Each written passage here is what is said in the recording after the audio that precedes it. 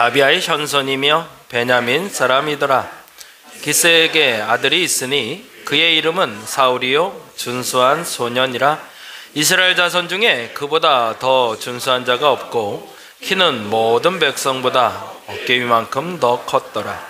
사울이 암나기들을 잃고 그의 아들 사울에게 이르되 너는 일어나 한 사환을 데리고 가서 암나기들을 찾으라 하매 그가 에브라임 산지와 살리사 땅으로 두루 다녀 보았으나 찾지 못하고 사알림 땅으로 두루 다녀 보았으나 그곳에는 없었고 베냐민 사람의 땅으로 두루 다녀 보았으나 찾지 못하니라.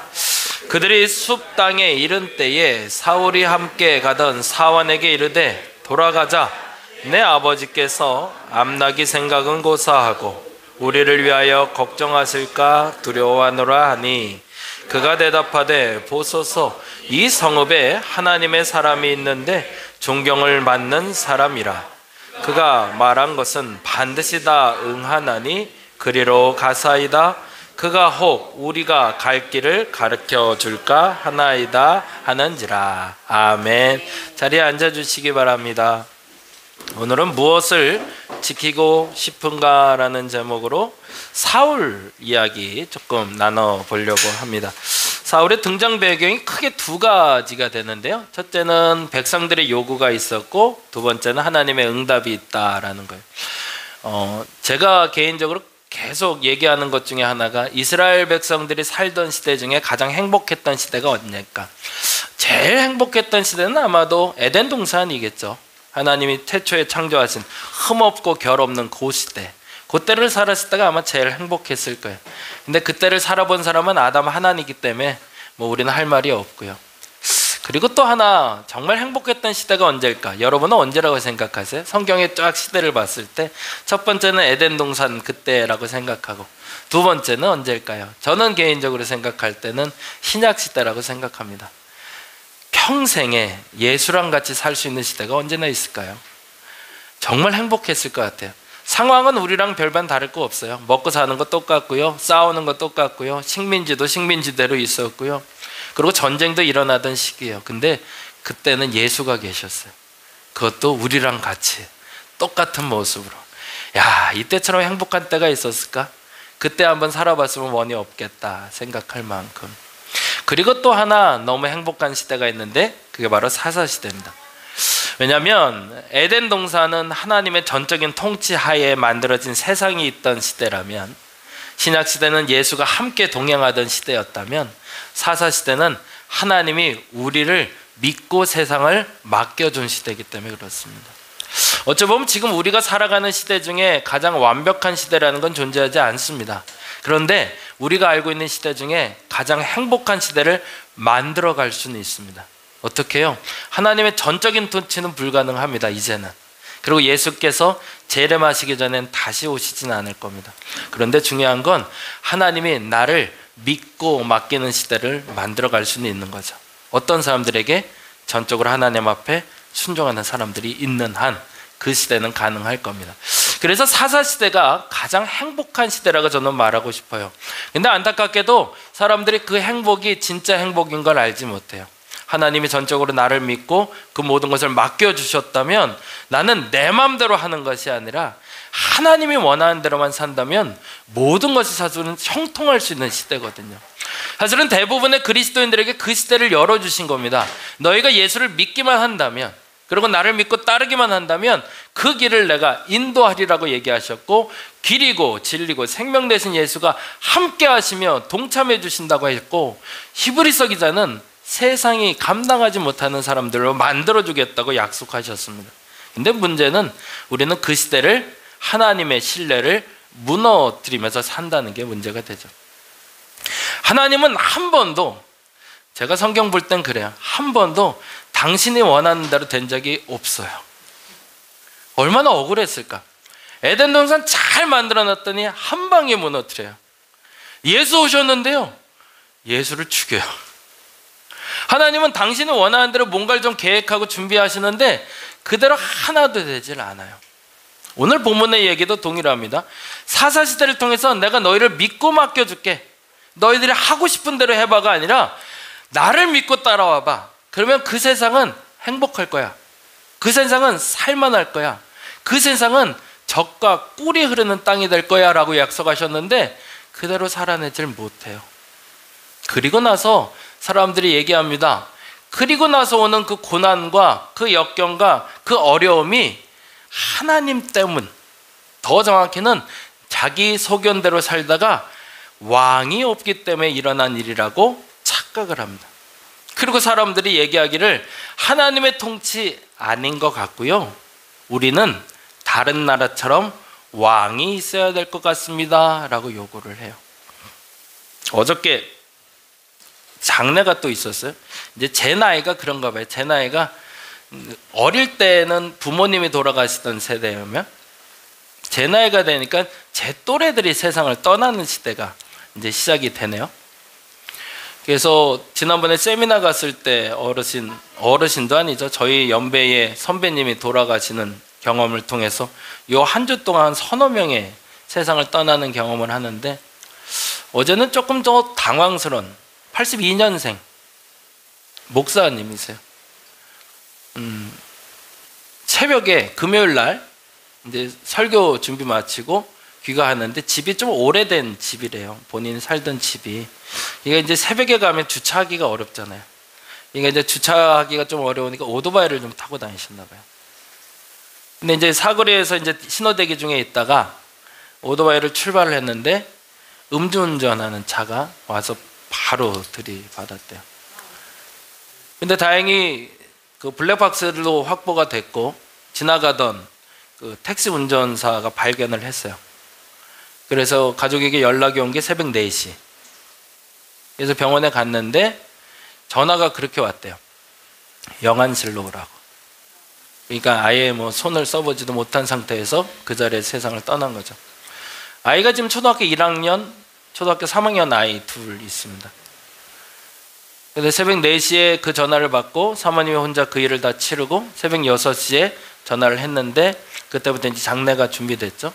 근데 잘 아시는 대로 모든 장례가 절차가 똑같지를 않습니다. 이런 사건 사고가 났을 때는 사건에 대해서 규정을 하고 장례를 치러야 되거든요. 그럴 때는 장례도 내 마음대로 못 치르는 거예요. 시신 훼손된다고 건드리지 못하게 하고 부검도 해야 되고 뭐 이런 일들이 벌어지죠. 근데 다행히 아까 말씀드린 대로 사고 난 그 현장에 그 택시 운전사가 있었고 블랙박스도 확보가 됐고 일방적인 사고라는 걸 이제 알려졌고 그 음주운전자도 20대 젊은 남자래요. 그것도 좀 안타까운데 어쨌든 그 모든 게 좀 이제 깨끗하게 정리가 된 상태이기 때문에 어제 장례가 시작이 됐어요. 그리고 사람들을 찾아왔고 이제 오늘 그리고 내일. 그래서 옛날에 슬기로운 음악 의사생활인가 거기서 나왔던 게 갑자기 생각이 났는데 5월 5일 날 얘는 아버지를 또 잃고 이제 장례를 치러야 되는 시기가 됐죠. 이제 장례식 뭐 많이 다녀봤는데요. 갈 때마다 재미 사실은 없어요. 장례식은 많이 안 갔으면 좋겠다는 생각은 드는데 너무너무 화가 나고 속상한. 그래서 어느 권사님 한 분이 그 이제 가족에게 전화를 했대요. 하나님 너무 밉다고. 이렇게까지 꼭 해야 되나? 이해 안 되는 이런 일들이 벌어질 때 우리는 여기에서 하나님 답을 정확하게 물을 수는 없습니다. 그걸 감히 안다고 말해서도 안 되고 거기서 하나님의 뜻이 있습니다, 더 좋은 일이 있을 겁니다, 사실은 이 말도 위로가 안 되죠. 그냥 한번 또 받아들여 보는 거죠, 이 상황을. 근데 한 가지 속상하고 너무 서운한 건 음주운전이에요. 우리는 알고 있어요. 규칙은 지키고 살아야 된다는 걸. 그리고 그 규칙만 지키면 최소한 동일한 사고가 나도 그래도 조금 더 나은 결과를 낳을 수가 있어요. 근데 문제는 만들어 놓은 규칙을 자꾸 인간이 깨버려요. 그리고 깨놓고선 누구를 원망해요? 다른 사람을 원망해요. 그리고 그 원망하면서 그 탓을 내게 돌리는 것이 아니라 다른 사람 탓을 돌리며 방법을 찾아보려고 애를 써요. 하나님이 만든 세상도 우리가 똑같이 그렇게 엉망으로 만들어가고 있다는 거죠. 안타깝지만 하나님은 당신이 만든 법대로만 살아가면 문제 없을 거라고 얘기하셨거든요. 그리고 법도 많이 안 주셨어요.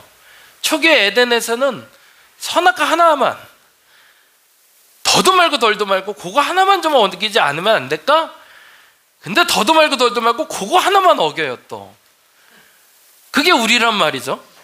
그거 하나인데, 근데 그건 아담을 탓할 게 아니라 우리도 똑같다는 거죠. 곰곰이 생각해보면 지난 한 줄 쭉 살아보시면서 진짜 나는 하나님 뜻대로 살았나? 억울하지만 정말 솔직하게 인정하자면 쉽지 않았거든요. 그러니 하나님의 방법을 택하십니다. 올곧게 당신이 원래 만들었던 세상을 그대로 유지했으면 좋겠는데 인간들이 그걸 자꾸 망가뜨려 놓으니 하나님은 최선이 아니라 차선을 항상 선택을 하십니다.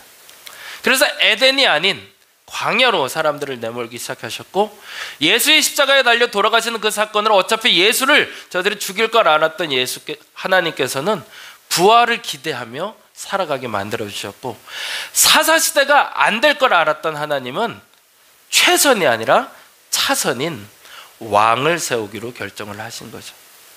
그래서 하나님이 드디어 응답을 한 게 사실은 왕을 세우는 얘기였습니다.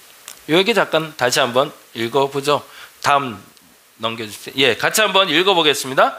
하나님은 언제나 최선이지만 사람들은 언제나 차선을 만들게 한다. 우리가 첫 번째 인정해야 될 부분이 여기에 있습니다. 그러면 조금 더 이해가 되는 게 있어요. 뭐가 이해가 되냐면, 왜 하나님은 내가 만족할 만한 세상을 만들지 않으실까? 왜 세상은 이렇게 어지러울까? 지저분할까? 내가 이해하지 못하는 일이 벌어질까? 금방 이해는 안 돼도 인정은 할 수 있어요. 왜요? 우리가 사는 세상이 하나님이 완벽하게 만들어놓은 최선의 세상이 아니라 우리는 사실 차선의 세상을 살아가고 있기 때문에 그렇습니다. 그러니 거기에는 흠결이 들어올 수밖에 없고 잘못이 들어올 수밖에 없고 또 다른 죄가 싹틀 수밖에 없는 그 시대를 우리는 살아가고 있다는 거죠. 그래서 등장한 게 사울이라는 사람입니다. 그래서 사울을 조금 좀 살펴볼게요. 다음 넘어가 보죠. 그 다음에 넘어가겠습니다. 사울의 가계도를 오늘 본문에서는 이렇게 얘기합니다. 그래서 하나님이 왕을 주셨는데 이건 뭐라고요? 최선이 아니라 차선이었다고. 그러고 인정하고 보자는 얘기예요. 이런 사람을 줬대요. 같이 읽어보죠. 베냐민 지파에 기스라 이름하는 유력한 사람이 있으니, 유력한 사람이래. 그건 뭐예요? 가문이 꽤 괜찮다는 얘기예요. 좀 잘난 사람이란 얘기를 하고 싶은 거죠. 그는 아비엘의 아들이요 스롤의 손자요 베고라스의 증손이요 아비아의 현손이며 베냐민 사람이더라. 기스에게 아들이 있으니 그의 이름은 사울이요 준수한 소녀이라. 최선은 아니었지만 그러나 차선으로 괜찮은 사람을 왕으로 하나님이 삼아 주신 거였던 거죠. 그건 완벽한 사람이었을까요? 아니요. 그 중에서도 그래도 고르고 골라서 괜찮은 거 하나를 뽑아낸 게 사울이었다는 겁니다.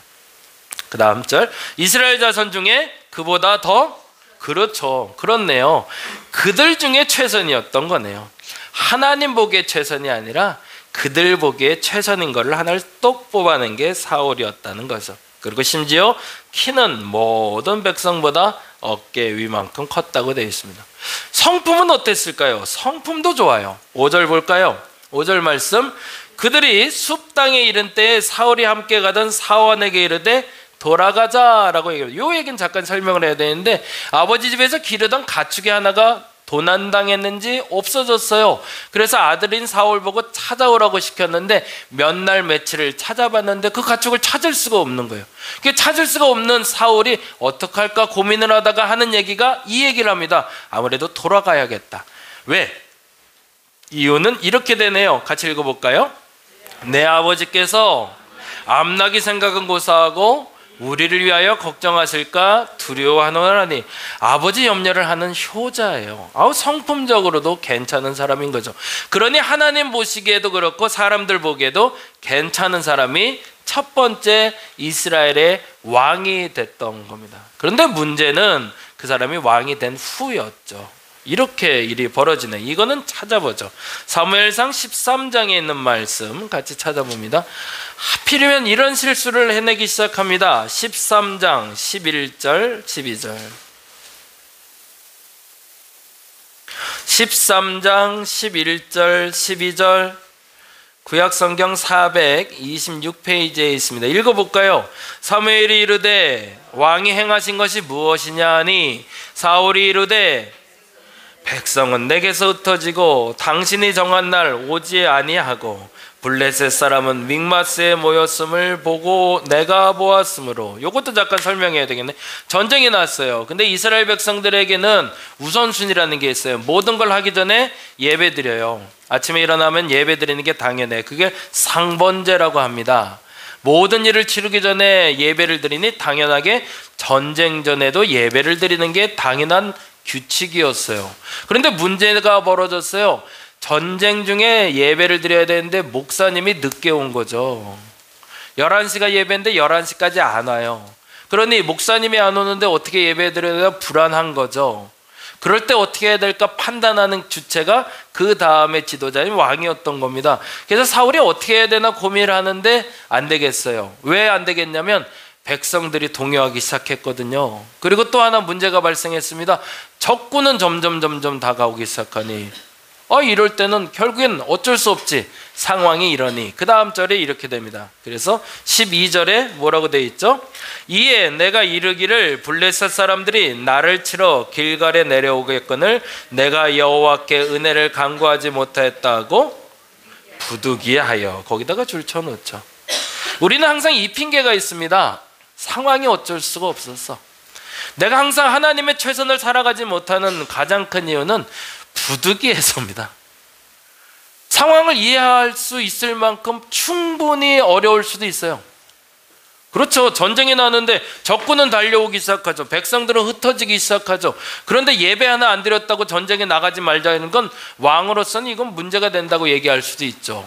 근데 우리는 이스라엘의 역사 중에 한 가지 매우 중요한 역사를 기억하고 있습니다. 그게 뭐냐면 요단강을 건너간 여호수아가 첫 번째 한 일이 뭐냐는 거예요. 그들이 길갈에서 할례를 행합니다.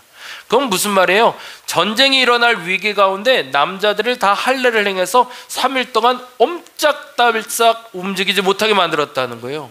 뭐 하는 거죠? 하나님에 대한 전적인 신뢰인 거죠. 어차피 전쟁은 내가 이기고 지고가 아니라 어차피 전쟁은 하나님이 이기고 지게 한다는 것을 믿는다면 너는 지금 무엇을 해야 되는지를 분명히 할 수 있다라는 가르침이었던 거죠. 저와 여러분에게 이 습관이 생길 수 있기를 간절히 바랍니다. 그 모든 것, 어떤 것이든 시작하기 전에 하나님을 앞세우는 여러분 되시기 바랍니다. 그래서 하나님이 앞서가셔서 여러분의 장애물도 좀 없애주시고 여러분이 두려워하는 것도 좀 사라지게 하시고 여러분이 할 수 없다 하는 일을 하나님이 알아서 좀 움직일 수 있는 시간을 허락해 주시기 바랍니다. 하나님이 하고자 했던 건 내게 예배 안 드리고 너희들이 전쟁에 나가면 혼나를 말하고 싶은 게 아니라 뭘 하고 싶었던 거죠? 내가 너희를 위해서 전쟁을 치를 거고 내가 너희를 지킬 거니 나를 믿으라는 얘기를 하고 싶었던 거죠. 다시 한번 요청드립니다. 아침에 일어나서 기도로 시작하시기 바랍니다. 여러분이 사업을 준비하고 있다면 사업 준비 전에 기도하시기 바랍니다. 누구를 만나기 전에도 기도할 수 있는 분들 되시길 바랍니다. 무엇보다도 주일에 예배로 시작할 수 있는 저와 여러분이 되시기를 간절히 바랍니다. 또 하나의 실수가 있네요. 15장에 보니 더 안타까운 실수를 합니다. 15장. 이게 사람이 그래요. 이게 한번 트라우마가 생기고 무서운 사람이 생기면 세상의 중심은요 그 사람 중심으로 돌아가요. 집에서 아버지가 제일 무서우면 아버지 눈치를 제일 많이 보잖아요. 그렇죠? 교회에서 제일 무서운 어른이 생기면 그 어른 눈치를 봐요. 그래서 뭘 하려고 해도 그 사람이 마음에 드나 봐요. 그래서 뭐 예배를 바꿀 때도 그 사람이 좋아할 만한 건가 나빠할 만한 거 자꾸 봐요. 심지어요 아까 말한 대로 사울은요 혼났거든요. 사울에게 너 그렇게 하는 거 아니라고 잘못됐다고. 그랬더니 사울은 누구에게 초점이 맞춰지기 시작했을까요? 하나님은 나중에요. 누구 눈치를 봐야 돼요? 사무엘 눈치를 봐야 되는 거예요. 그래서 이런 일이 벌어집니다. 15장 20절 같이 한번 볼까요? 15장 20절 같이 한번 읽어보겠습니다. 사울이 사무엘에게 이르되 나는 실로 여호와의 목소리를 청종하여 여호와께서 보내신 길로 가서 아말렉 왕 아각을 끌어왔고 아말렉 사람들을 진멸하였으나, 거기다 줄쳐서 하였으나, 거기다가 또 하나가 붙지 않았으면 좋겠어요. 근데 이게 또 하나가 붙어요. 왜요? 내가 눈치 봐야 될 대상이 하나가 더 생긴 거죠. 하나님은 알겠어요. 그래서 하나님 원하는 대로 다 했대요. 자랑한 거죠. 당신 그렇게 말한 대로 내가 다 했어. 예배도 드렸고, 그리고 하나님이 하라는 대로 다 했어. 그런데 한 가지 더 했다? 왜 이 얘기를 했을까요? 사무엘에게 칭찬받고 싶은 거죠. 그래서 이렇게 얘기하네요. 같이 읽어볼까요? 21절 읽어봅니다. 다만 백성이 그 마땅히 멸할 것 중에 가장 좋은 것을 누구를 위해서? 길갈에서 당신의 하나님 여호와께래요. 차라리 여기서 한마디만 뺐으면 낫어요. 당신이라도 뺐으면. 아유, 어떻게 사람이 그럴까요? 근데 우리가 그래요. 한번 겁나면, 한번 누구한테 혼이 나면 그 사람 눈치 봐요. 그리고 그 사람 말에 맞나? 그 사람 마음에 맞을까? 자꾸 눈치 보게 되죠. 여기서 눈치 봐야 될 건 누굴까요? 하나님 눈치만 보는 거죠. 그래서 안타깝게도 이렇게 자신의 위치를 알지 못하는 사울에게 사무엘이 이렇게 말하게 됩니다. 15장 22절이죠. 같이 읽어볼까요? 사무엘이 이르되 여호와께서 번제와 다른 제사를 그의 목소리를 청종하는 것을 좋아하신 같이 좋아하시겠네. 뭔 얘기예요? 참 못났다라는 얘기죠. 왜 이렇게 못 알아듣니? 물건 갖고 오라는 얘기 아니잖아. 양 갖고 오라는 거 아니잖아. 헌금 많이 하라는 얘기 아니잖아. 하나님 좋아하는 일을 좀 하라는 거잖아 라고 얘기하는 거죠. 그리고 이렇게 얘기합니다. 그 말에 대한 명제를 우리가 너무 잘 아는 얘기로 이렇게 얘기하네. 뭐라고? 시작. 순종이 제사보다 낫고 듣는 것이 순양의 기름보다 나으니, 당신이 어떤 예배를 드리는 것보다 중요한 건 하나님 앞에 바르게 서 있는 게 더 중요합니다 라고 알려주죠. 안타깝지만 사울은 그 이후로 하나님께 버려집니다. 외적으로나, 다음 절 봐주시죠. 네, 그거 넘기시고 그 다음 넘기시고, 네, 같이 읽어보죠. 외적으로나 집안으로나 부족함이 없었습니다. 그렇죠? 꽤 유력한 집안이었고요, 키도 장대하고 이스라엘에 그만큼 준수한 사람이 없었다는 사울이었어요. 그리고 또 성품으로도 모자란 게 하나도 없었어요. 효자였거든요. 그런데 이게 문제가 됐던 거예요. 주변의 눈치를 보며 바른 결정을 못합니다. 여러분이 그러지 않았으면 좋겠습니다. 우리 사람 눈치 보지 말자고요. 누구 눈치만 볼까요? 하나님 눈치만 보고 갑시다. 그래서 안타깝지만 결국 마지막 순간에 자기를 지키기 위해서 하나님과 관계를 사울은 끊어버리게 됩니다. 순종이란 뭘까? 저는 이렇게 정의합니다. 순종은 하나님과의 약속입니다. 하나님 앞에 내가 이 말대로 하나님의 하라는 대로 하면 하나님은 복 주시리라, 하나님이 형통케 하리라, 하나님이 이루어 주리라 약속한 게 있습니다. 그래서 그 약속을 지키기만 하면 된다고 말씀하시는 게 순종입니다. 저와 여러분이 이 순종을 할 수 있는 분들이 되시기를 간절히 바랍니다. 동네 이름 중에 개 이름을 딴 동네가 있어요. 혹시 아시나요? 너무 빨리 하셔버렸는데 동상만 5개가 서 있어요. 강아지 동상만 5개. 예, 말씀하신 대로 오수라는 동네. 전남 임실에 있는 동네인데요, 오수의 한문의 뜻이 큰 개자의 나무 숫자예요. 그래서 왜 오수가 됐냐면, 여러분이 잘 아는 대로 어느 날 주인이 산길을 이렇게 걸어가고 있는데 강아지 한 마리 끌고 갔나 봐요. 그래서 기분이 좋아서 술 한잔 거하게 먹고 잠들었는데 불이 난 거죠.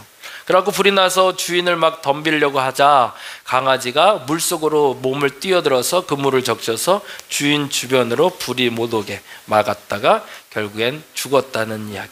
그래서 그 강아지를 묻은 자리에서 나무가 났는데 그 나무를 오수라고 부른다고 해서 오수라는 지명이 탄생하게 된 동네입니다. 순종이란 뭘까요? 다음 장, 무엇을 지키는가에 대한 물음입니다. 강아지는 죽었지만 주인과의 관계가 지속되고 있죠. 우리는 가장 소중한 걸 잃을 때 가장 어려워합니다. 그러면 가장 소중한 것이 뭘까가 제일 중요한 거죠. 강아지조차도 목숨보다 소중한 것이 주인과의 관계였다고 생각합니다. 우리는 이 목숨보다 더 소중한 것이 무엇인지를 명료하게 말할 수 있어야 됩니다. 그건 하나님과의 관계입니다. 여러분이 그 어떤 일을 있어도, 어떤 상황을 만나도 그 하나님과의 관계를 끊어버리는 어리석음이 없는 이번 한 주, 그리고 훗날 되시기를 간절히 바랍니다. 기도하겠습니다.